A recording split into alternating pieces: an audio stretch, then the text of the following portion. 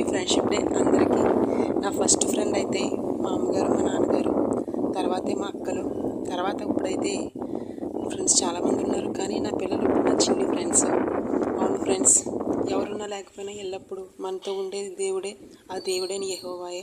ఆ యెహోవా నా తండ్రి అయిన యెహోవాయే నాకు బెస్ట్ ఫ్రెండ్ అని చెప్తాను. నా ఫ్రెండ్షిప్లో చాలామంది నన్ను ఎన్నో రకాలుగా కష్టపడకుండా కాపాడారు. కానీ ఈ చిన్ని విషయంలో మటుకు చాలామంది నన్ను బాధ పెడుతున్నారు.